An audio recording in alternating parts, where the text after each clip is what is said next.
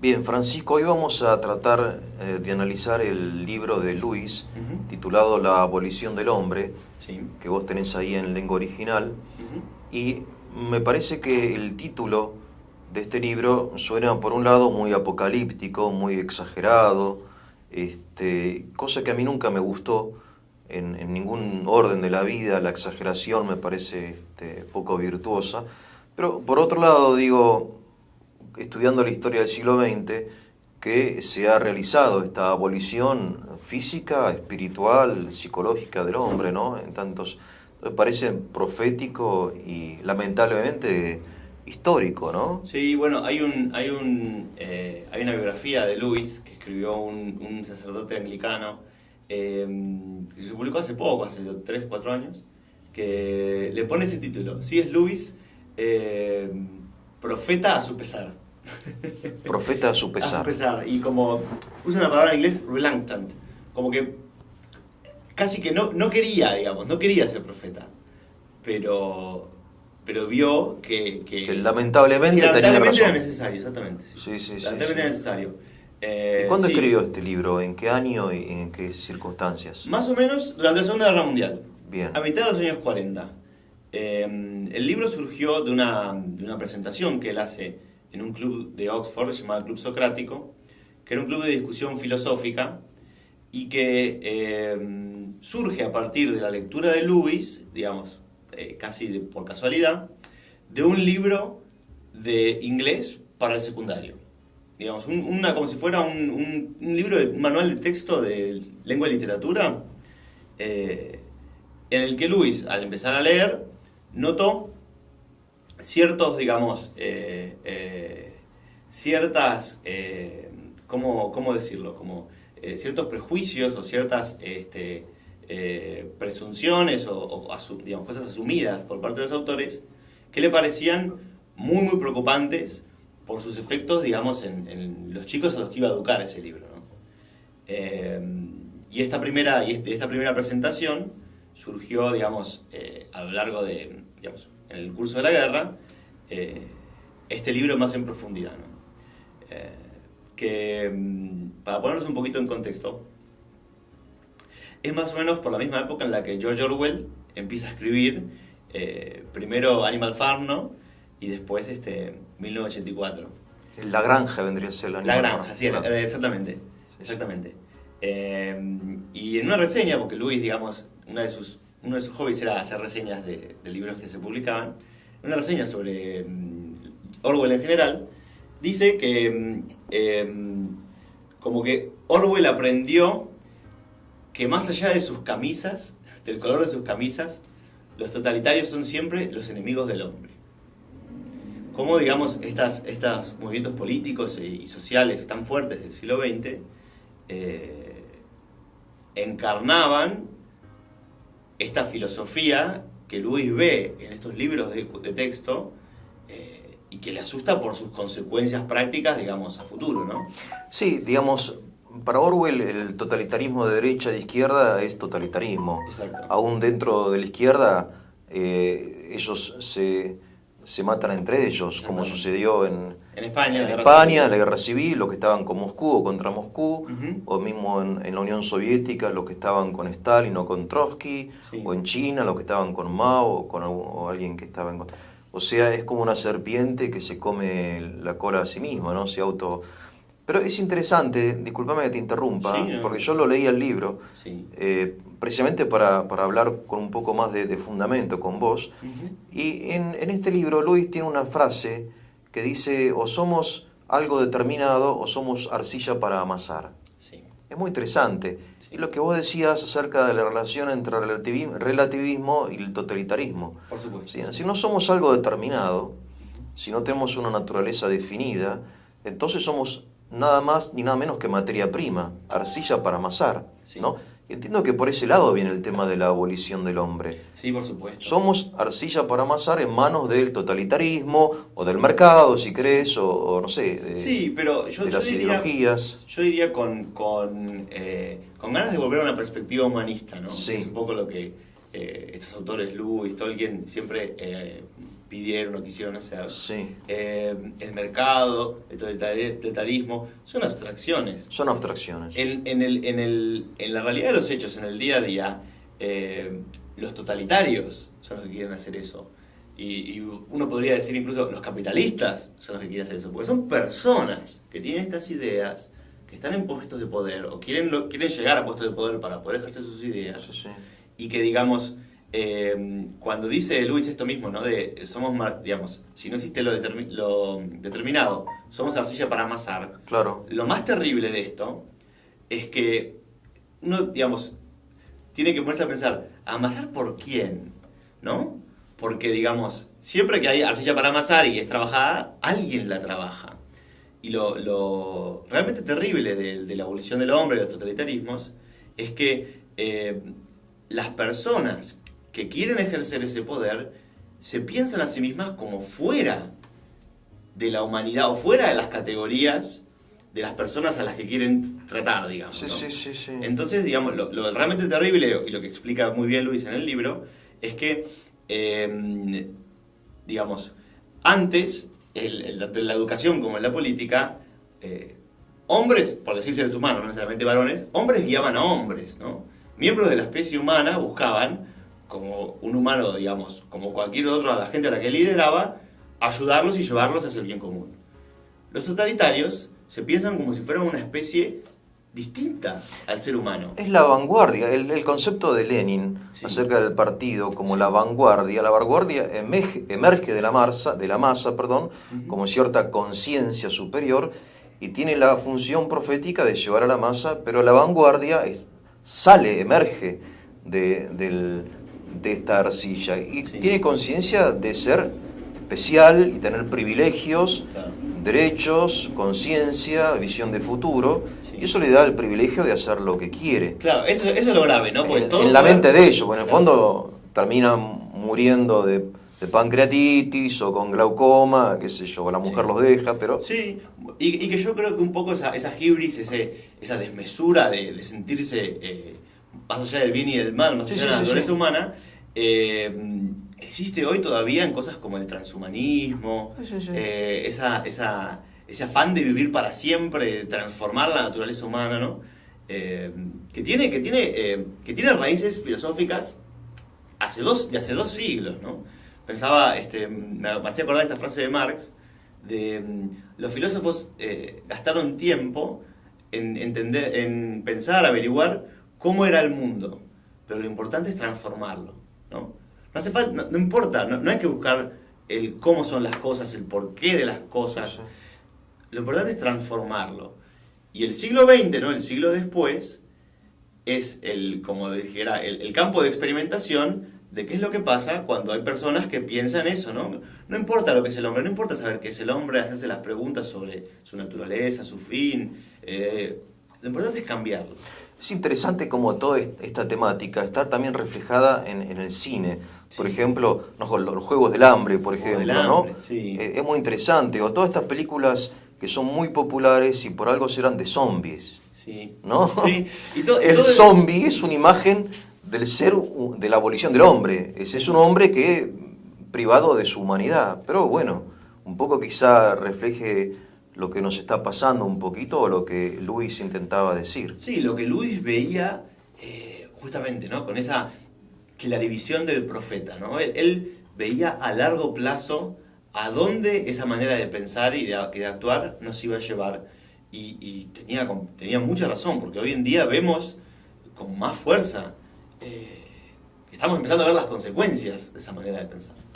El fin de la educación es enseñarle a los niños a sentir según la razón, a sentir adecuadamente a la realidad, de modo que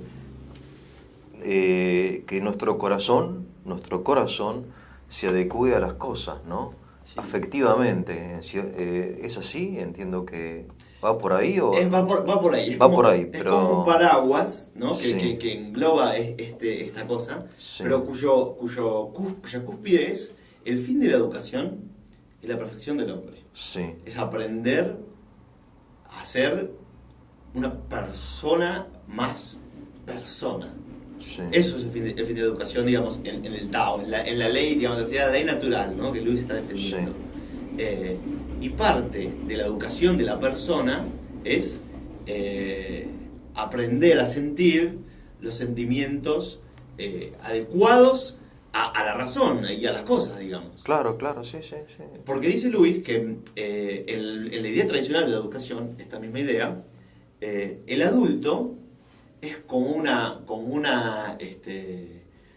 pájaro adulto, ¿no? Como una aguilita, no sé, una torcaz, sí. que enseña a volar a sus pajaritos. O sea, Bien. él mismo transmite lo que él mismo Siempre. aprendió, Lo que mismo y que aprendió. de cierta forma sigue aprendiendo, ¿no? Porque Claro. Los adultos incluso, hasta el último día de nuestras vidas, seguimos, digamos, aprendiendo a ser adultos, aprendiendo a ser responsables. Totalmente. Es la vida, ¿no? Sí. Pero para esta... Y la última lección es la muerte. Y la última lección es la muerte. Sí. Para esta, digamos, visión de la educación, la que Luis estaba, digamos, criticando, no es, digamos, el adulto el que enseña, está por fuera del proceso que quiere hacer en el chico. Claro. El chico es simplemente como una arcilla que el adulto moldea a su gusto, pero que no fue él moldeado primero según, digamos, lo que está viendo el chico. Bien, vamos ahora, si te parece, pero a ver, quiero seguir un poquito esta idea. Te sigo, dale. Porque un pájaro vuela, digamos, de acuerdo a un fin del pájaro. ¿Para qué vuela el pájaro? Para conseguir comida, para conseguir ramas para hacer el nido, o sea, para hacer las cosas que un pájaro necesita para vivir. Pero la arcilla, o la flecha, o la bala, no sabe su propósito. Lo sabe el tirador, lo sabe el arquero, lo sabe el que hace la vasija, ¿no? Sí. Entonces, tomando esta metáfora, pasando al tema de la educación, Sí.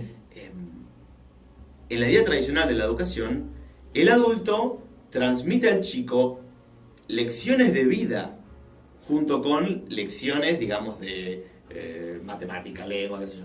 Enseña al chico a vivir, y como, digamos, el conocimiento es parte de la vida, también enseña conocimiento. Sí. Y como el trabajo es parte de la vida, también enseña, digamos, cosas que le van a ser útiles para su vida del trabajo. Sí.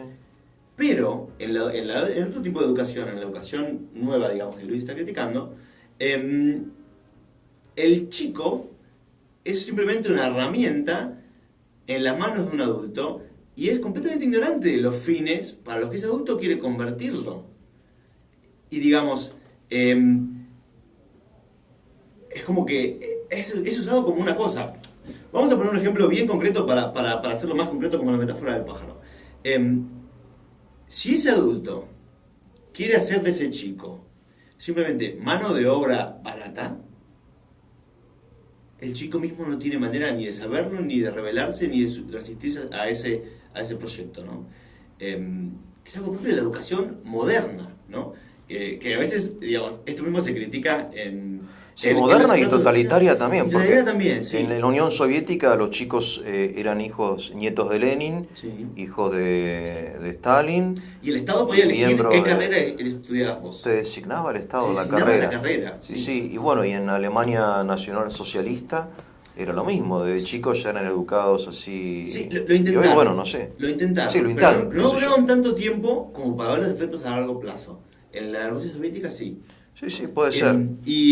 Pero yo, digamos, un poquito más atrás, ¿no? Digamos, la famosa la educación, digamos, de la escuela, repetitiva, lo que hoy la gente entiende como la escuela tradicional, ¿no? Sí. En realidad la escuela del siglo XVIII estaba pensada ¿para qué? Para producir, digamos, trabajadores para las fábricas. Tenían que cumplir horario, tenían que aprenderse la lección y, digamos, la única... Sí, la escuela es una fábrica. Es una fábrica. La escuela moderna es una fábrica. Es Justamente una por fábrica. eso. Porque ve a los alumnos como arcilla.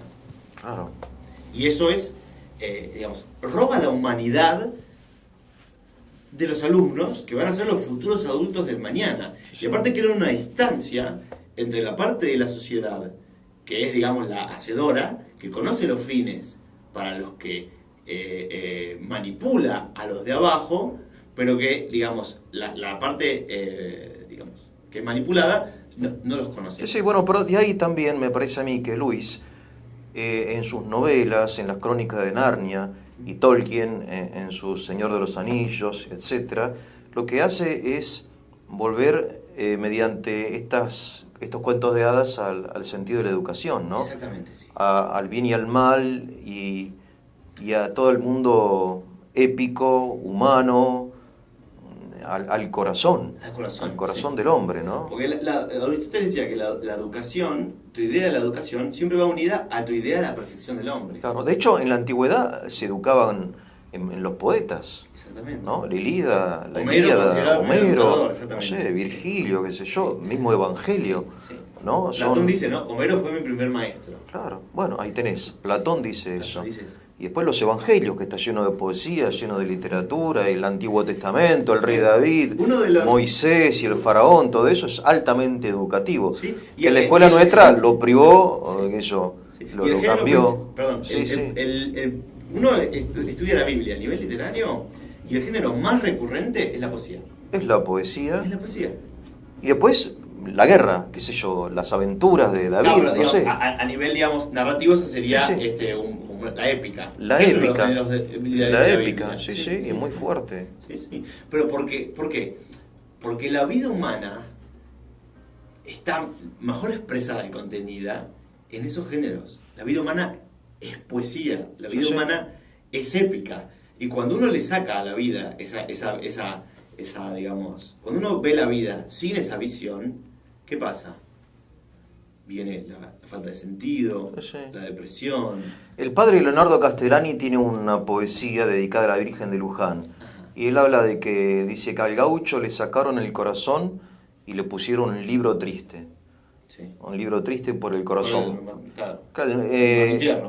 claro, en el sentido que esto de la instrucción del gaucho, Sí. que está muy bien, ¿no? Que emprende a escribir, a leer y la matemática, qué sé yo, fue reemplazando al corazón del gaucho, ¿no? Que se perdió. Bueno, nada, son ideas que van más o menos convergen en esta idea tan importante de Luis Sí. acerca de que somos hombres sin corazón. Hombre sin corazón. Y que Hombre él sin dice corazón. que lo más terrible de ese proceso es que destruimos el órgano, ¿no? Destruimos el corazón del hombre, pero esperamos que la función se cumpla. Esperamos Claro, la función, ¿no? exigimos honor. Exactamente. Y yo lo pensaba sacrificio, no sé de dónde, claro. Sí. ¿De dónde? Yo lo pensaba, hace poco fui de vacaciones a Sierra la Ventana y fui a un museo local que tenía, bueno, la típica parafernalia de la escuela argentina, ¿no? De esos libros viejos, qué sé yo, Manual del Amor de la Patria. Y había uno que era Manual de Urbanidad. Me llamó la atención. Empecé a chusmear así y decía, bueno, no sé, cómo comportarse en las comidas, cómo Sí, comportarse. sí. Y yo pensaba, este manual, hoy en día yo lo traigo a una reunión social y va a ser ridiculizado. Sí, claro, obviamente, sí, Y sí. lo llevo a un congreso de educación y ya no va a ser solo ridiculizado. No me van a volver a llamar en la vida, ¿no? Las van a considerar algo ridículo. Pero digo, qué casualidad que la generación a la que le metieron el manual de humanidad en la cabeza a la fuerza era una generación urbana que podía, digamos, que la gente grande, ¿no? Que dice, ¿cómo no vas a decir buen día cuando entras a un Sí, sí, sí. Y a la generación a la que no le enseñaron ese manual, es todo un ejemplo de, digamos, De falta de urbanidad. de mala costumbre, de prepotencia, en fin. Sí, sí, sí, Y digo, de vulgaridad, ¿cómo? sí, Claro, vulgaridad. destruimos el órgano, o sea, dejamos de enseñar urbanidad, pero después nos escandalizamos cuando la gente es prepotente. Sí, sí, sí. Y es un ejemplo perfecto de eso, me Sí, parece. sí.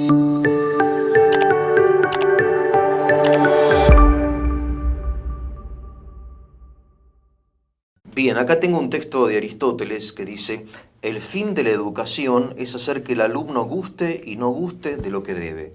O sea, que ante lo agradable sienta agrado, Sí. ante lo lindo sienta placer, ante lo inmoral sienta rechazo, ¿no? Sí. Etcétera. Ahora, esta observación de Luis en ese capítulo titulado Hombre sin corazón, Sí, hace referencia a que se le extirpa al hombre su órgano principal, sí, que no es el cerebro, sino el corazón, exactamente, sí. capaz de percibir las cosas como deben ser percibidas, según una adecuación, ¿no? Exactamente. Y yo, perdóname, Sí.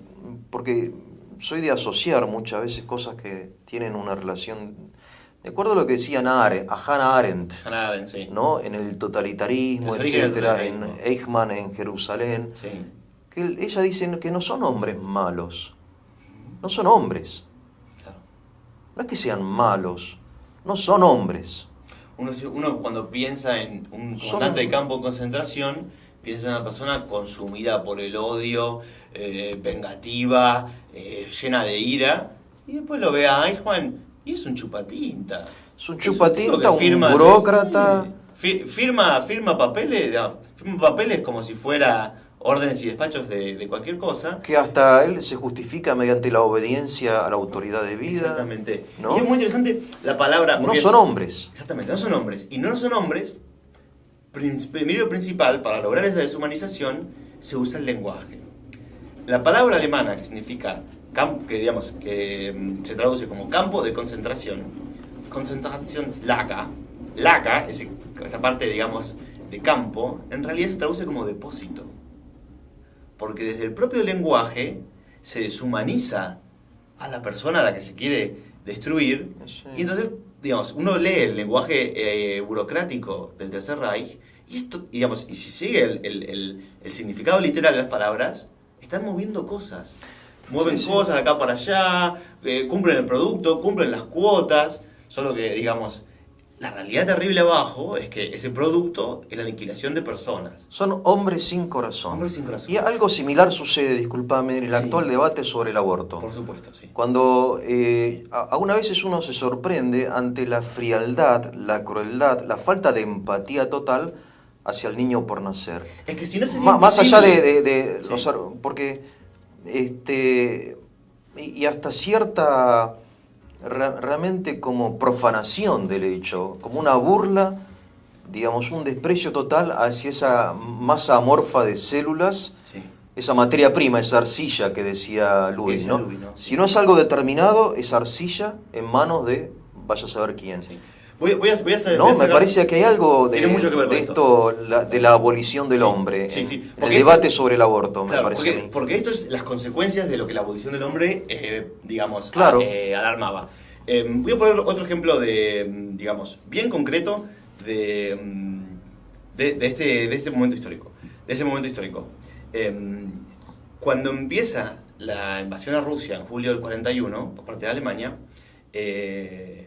se pone en marcha con mucha fuerza esta idea de que, digamos, para los nazis, judío y comunista era lo mismo.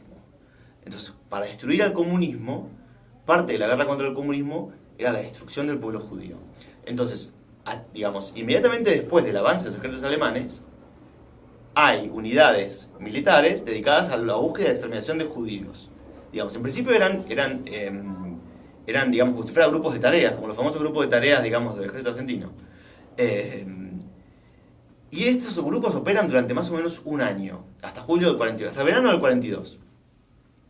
Y tienen que dejar de hacerlo. Porque cuentan los informes del propio ejército alemán que por más que una persona fuera un nazi convencido y estuviera completamente convencido de que el pueblo judío debía ser aniquilado y que era una amenaza para el pueblo alemán, veían las consecuencias que la violencia causaba sobre los propios soldados. Y propios miembros de la SS, o sea, nazis convencidísimos, después de estar 2-3 meses matando a gente, una y otra vez, sufrían colapsos nerviosos. Y es muy interesante eso. Uno ve cartas o informes de la época y dicen, yo estoy convencido que los judíos deben morir, pero estuve 7 horas fusilando mujeres y niños de la edad de mis propios hijos. Y ahí empezó a aparecer alcoholismo, peleas, temblores incontrolables, digamos, y los propios totalitarios, los propios nazis se dieron cuenta que iba a ser imposible seguir con esa metodología, porque el costo sobre sus propias tropas lo hacía en un momento imposible. Bueno, eso Y ahí introduce... cuando- perdón, sí, sí. No, te escucho, pero- Francisco, con atención. Sí. Y ahí es cuando empieza a surgir la idea de, bueno, ¿cómo, digamos, para nosotros la aniquilación del pueblo judío sigue siendo un objetivo importante? Sí, sí, sí. Pero, digamos, el costo sobre nosotros es demasiado alto. Entonces, ¿cómo lo logramos? Deshumanizando el proceso. Haciendo un proceso administrativo. Exactamente. Claro, sí, sí, Porque sí. es tan grande, es tan fuerte la naturaleza humana, y es tan grande el rechazo a la violencia, aunque la cabeza esté convencida de que es necesaria, el corazón se revela, que ¿qué hay que hacer? Extirpar el corazón, ¿no? Ojos que no ven, corazón que no siente. Sí, sí, hombre sin corazón. Exactamente. Está muy bien. Metamos a la gente en un lugar en el que no lo vemos. De hecho, los alemanes en los campos de concentración y exterminio no tenían contacto casi con los prisioneros. Los propios prisioneros Sí, sí, eran guardias de administraban sí a los mismos, prisioneros, sí. exactamente, para buscar la distancia y la deshumanización.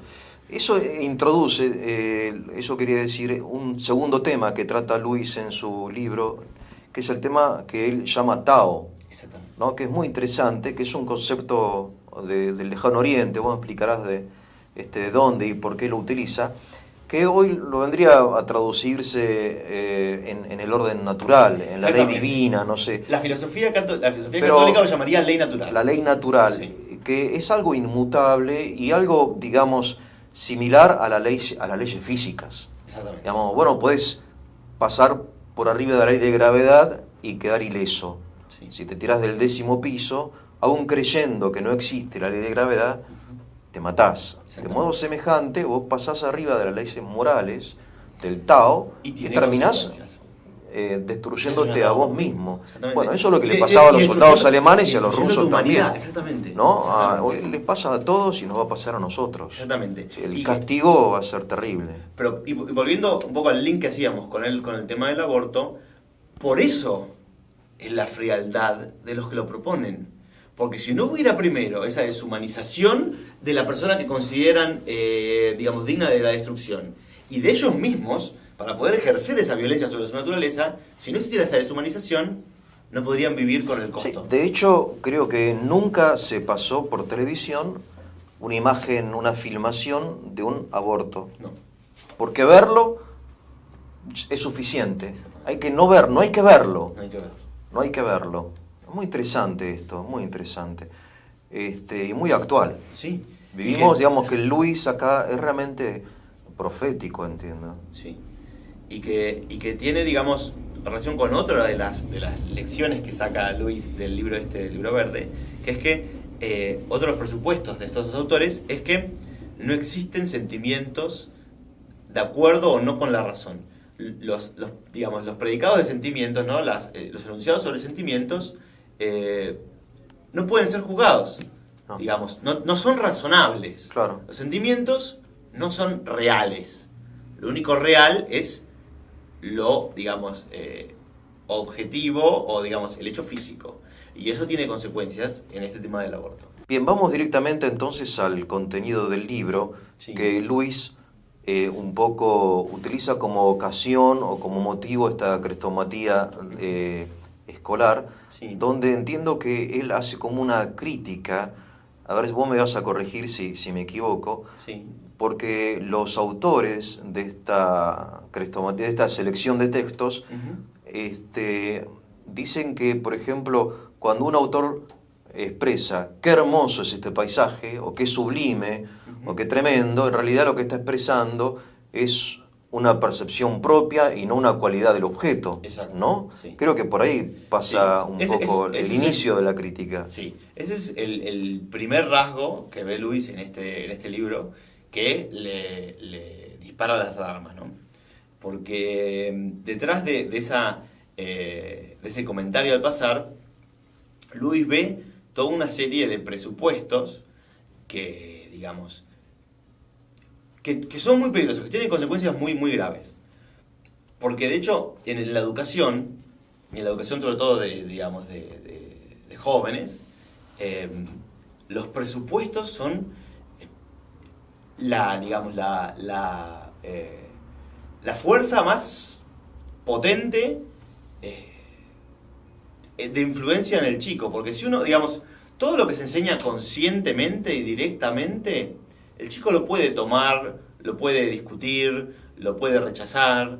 Pero el presupuesto, lo que se da por hecho, entra en el inconsciente y tiene consecuencias a muy largo plazo. A lo mejor ese chico, 10, 15 años después, se olvida, digamos, de cuándo adquirió ese prejuicio,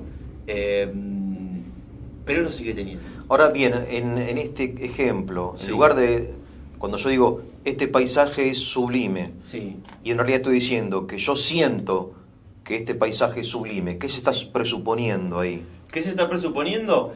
Y que la percepción humana no tiene acceso a la realidad de las cosas. Que la percepción humana no tiene acceso a la realidad de las cosas. Exactamente. Esa sería la... O sea, que la sublimidad no es una cualidad del objeto, Exacto. del paisaje, del bosque o del mar, sino es una una reacción subjetiva de la persona que ese día se levantó con un ataque de hígado. Exactamente. Y que no tiene ninguna correlación el estado de ánimo o la reacción de la persona con el objeto, ¿no? Qué interesante. Claro, es fundamental eso, me parece Sí. a mí, ¿no? Sí, sí, porque parece una tontería, pero expresa Pero toda una visión de mundo. Claro, es muy importante. Sí. Vos fíjate, a propósito, yo veo muchas veces la diferencia que había, por ejemplo, en la tradición, por decirlo. En la tradición uno sentía lo que decía. Sí. Vale decir, uno cuando decía algo, expresaba un contenido y le agregaba una fuerza emotiva al corazón. En cambio ahora nosotros decimos lo que sentimos. Ya todo el mundo habla de lo que siente. ¿Cómo te sentís? ¿No? En la televisión ahí aparecen cómo te sentís, qué sentiste, ¿no? Sí. No, yo sentí tal cosa. O sea, hay como una insistencia permanente en los sentimientos de la gente, sí. más que en el contenido reforzado por la emotividad, ¿no? Sí. Creo que Sí. tiene algo que ver, no sé. Qué sé yo. Sí, por supuesto que tiene que ver. Y que cualquier conducta, digamos, nuestra brújula para juzgar conductas son los sentimientos, cómo se siente esa persona, ¿no? Yo lo pensaba, voy a ser un poquito polémico, Eugenio, en el caso de estos chicos, de estos rugbyers, que golpearon a un chico hasta matarlo, cuando hablaron después en una conferencia de prensa o una declaración de prensa, dijeron, estamos viviendo un infierno, o esto es una pesadilla,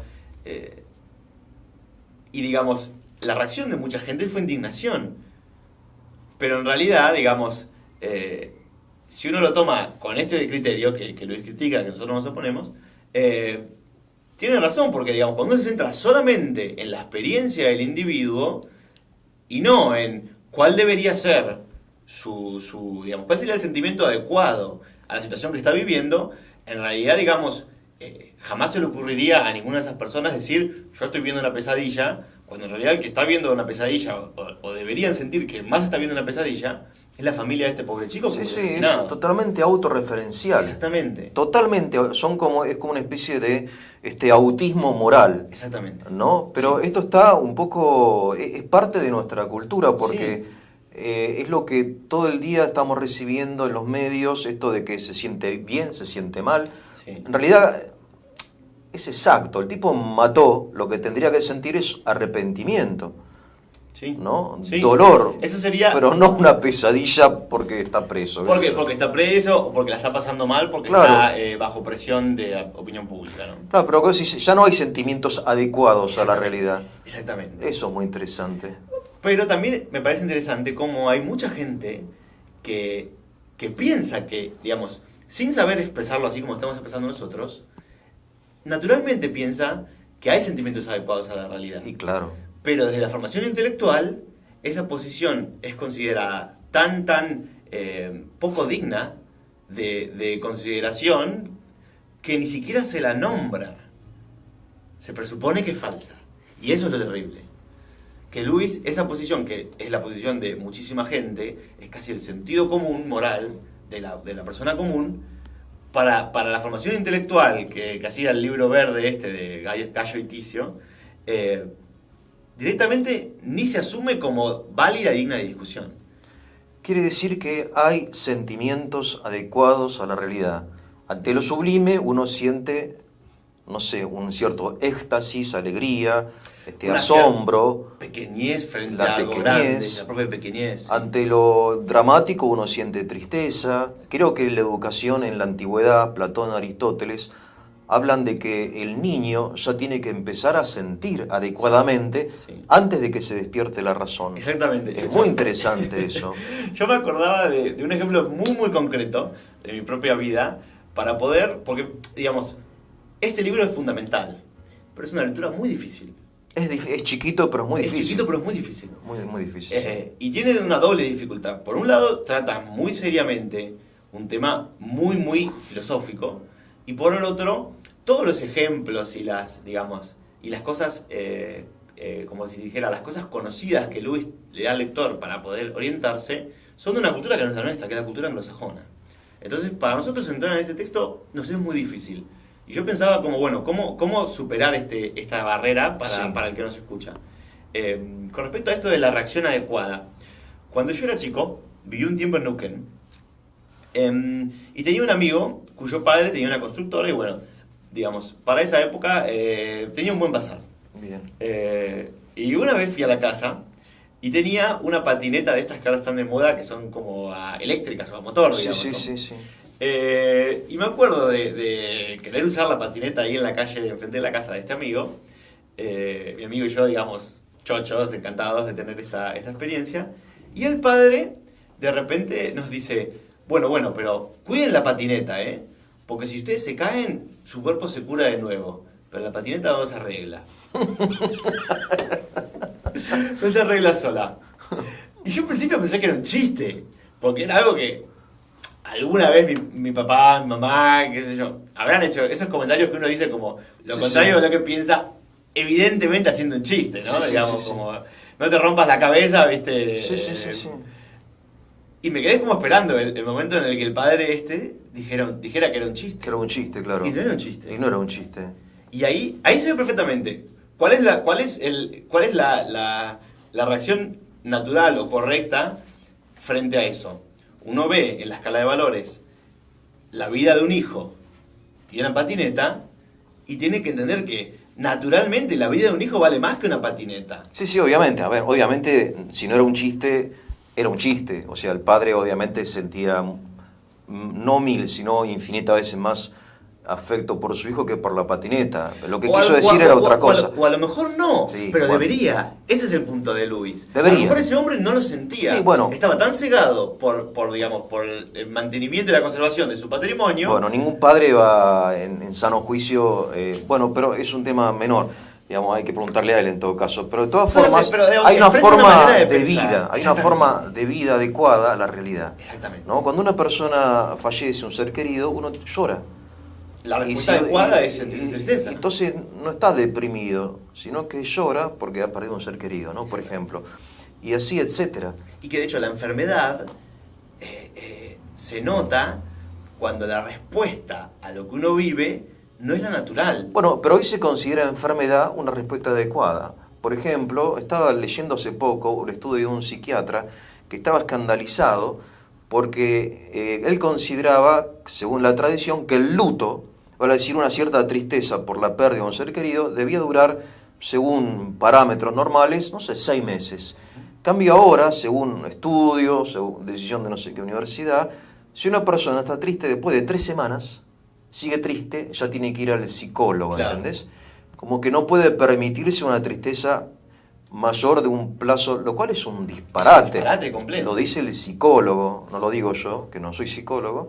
Dice, pero ¿cómo puede ser que ahora el luto se haya acortado?